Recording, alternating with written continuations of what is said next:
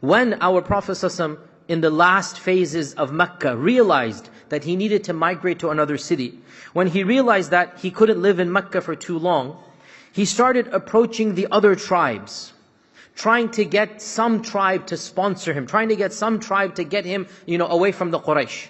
And he would go and target the famous tribes, the powerful tribes. It made sense. You target the tribes that are established. He would target the Hawazin, the Kinda. These are names of tribes that have tens of thousands of people. They have large settlements. And one day, as he's laying out his plan, and Abu Bakr radiallahu anhu was his main secretary, and saying, okay, we're going to go today to this tribe, and we're going to go to that tribe. And he mentions two of the big tribes they're going to talk to. And the goal of talking to them was to see if they would be willing for the Prophet to migrate from Mecca to their lands.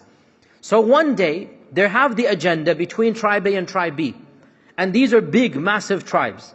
And as they're walking, the Prophet ﷺ sees a group of 5 people sitting in the middle of nowhere, in Mina in the days of Hajj. And he asks, who are you? They said, oh, we are from the tribe of the Khazraj. Khazraj? This isn't one of the big names. It's not one of the famous tribes. Even the Prophet in his brain is thinking, Khazraj? Which Khazraj? Oh, the Khazraj of Yathrib. Is that Khazraj? The Khazraj of the city of Yathrib. Remember, Medina was called Yathrib before it was called Medina. The Khazraj of Yathrib. They said, yes, the Khazraj of Yathrib, that one. So the Prophet said, can I sit with you? Do you have some time? They said, sure, sit down. Realize, this wasn't on the agenda. The Khazraj was not on the plan. The plan was the big tribes, the fancy tribes, and that makes sense. When you want to approach people for protection, you go to the big shots. Total sense. But here's the point. Now you have an opportunity to do some good. Do it. Let Allah take care of the results. The Prophet ﷺ sat down with the Khazraj. He gave them the call to Islam with the same passion, the same sincerity, the same pure ikhlas that only he has, that he also gave to the larger tribes. And they thanked him, and life went on. He didn't even think about that. Life goes on. But subhanallah, as we all know where this is heading, that small seed of Islam that was planted in those people quite literally changed the course of history. Those 5 people, they went back, some of them converted, and they began preaching to their fellow tribesmen in Yathrib. The next year, 70 people came as Muslims. The next year, they demanded the Prophet ﷺ, come back with us. For how long will you be persecuted in Mecca? We shall take care of you. So much so, when the Prophet ﷺ preached to them, those 5 people, Allah showed him a dream. And He showed him the city of Medina. And Allah said to the Prophet ﷺ in a dream, this is where you're going to migrate.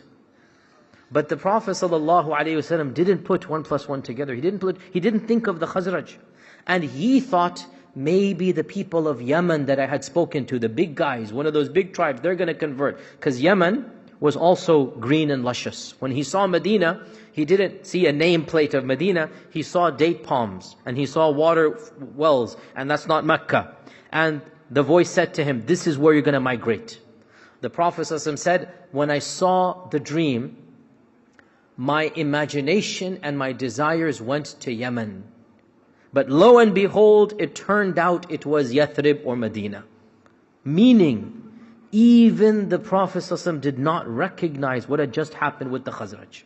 He didn't recognize it until the Khazraj came back and they then said, you're going to come with us.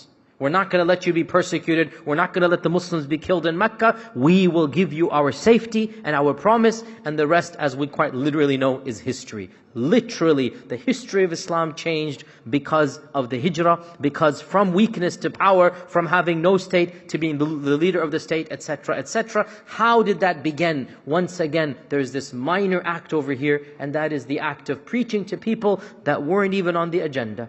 An opportunity came to do good, and the Prophet ﷺ did it.